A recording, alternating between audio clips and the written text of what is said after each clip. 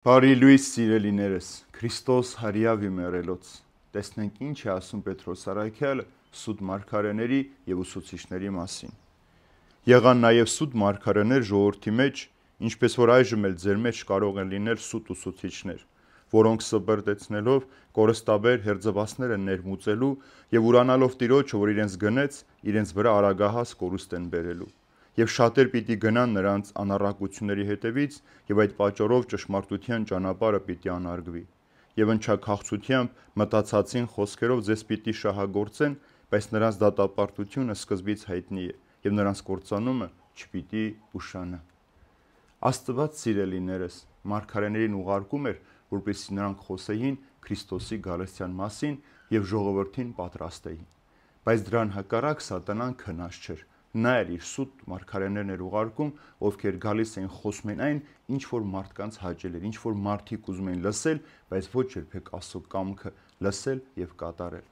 Այսպես էլ այսօր է, սիրելիներս, շատ մարդիկ հայտնվում են մարգարեների կեղծ ուսուցիչների անվան տակ և փորձում են մարդկանց նոր ճշմարտություններ սովորեցնելու, ասելով, որ մենք նոր հայտնություն ստացանք, նոր մարգարեություններ ստացանք, այն ինչ որ ձեզ 2000 տարի քարոզվել է, խաբեություն է, կեղծիք է, եկեք մենք նոր ճշմարտություններ պիտի սովորեցնենք։ Եվ ինչպիսի գեղեցիկ մի հատված կա Երեմիայի մարգարեության մեջ, երբ Աստված ասում է. «Ես չուղարկեցի, բայց նրանք եկան, ես չխոսեցի, բայց նրանք խոսեցին, իսկ եթե նրանք լսեն իմ կամքը, իմ ժողովրդին կպատրաստեին և կործանման պատճառ չպիտի դառնային»։ Եվ ինչպես նաև Պողոս Առաքյալն ասում է. «Ես գիտեմ, երբ որ ես գնամ, ձեր միջից դուրս կգան կորստաբեր գայլեր և հոտին չեն խնայի, ուրեմն ուշադիր եղեք, որպեսզի ձեր մեջից էլ դուրս չգան այն մարդիկ, ովքեր սուտ ուսուցումներով մարդկանց կորստության պիտի մատնեն»։ Եվ այստեղ օրինակը բերում է ասելով, որ իրենց անառակություններով և մտածածին խոսքերով։ Անառակությունը իրենց անբարո կյանքն է,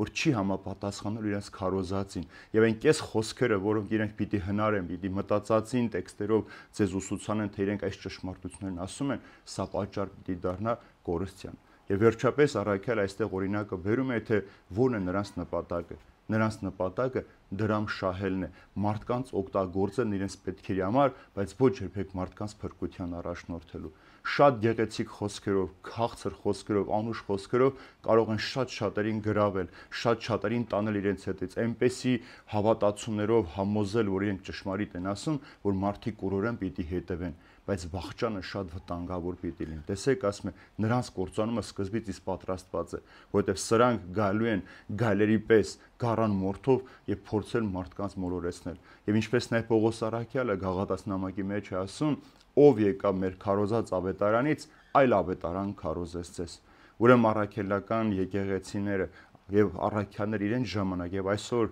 Սուրբ եկեղեցին ավելի շատ ինքը մարտնչում է կեղծ ուսուցումների դեմ, քան այն ճշմարիտ ավետարանչության, որ պետք է կատարվի, որտեղ ամեն օր մեր միջից էլ դուրս են գալիս մարդիկ, ովքեր կեղծիքով ստով մարդկանց մոլորեցնում են։ Յուրաքանչյուր մարդ, ով կոչված է հավատալու Հիսուս Քրիստոսին, իր նպատակը պետք է լինի Քրիստոսի հետ լինել ճշմարտության ճանապարհով, ոչ թե մտածածին հորինված խոսքերով, ոչ թե կեղծիքի ճանապարհով։ Աստված անկաշառ է, հնարավոր չէ Աստծուն կաշառել, եւ ինչպես որ դու ես ցանկանում, այդպես էլ Աստված քեզ մտցնի երկնքի արքայությունը։ Այլ դու պետք է հավատաս Հիսուս Քրիստոսին եւ Հիսուս Քրիստոսի ավետարանի ճշմարիտ ուղղափառ հավատքի ճանապարհով պիտի առաջնորդվես դեպի հավիտենական կյանք։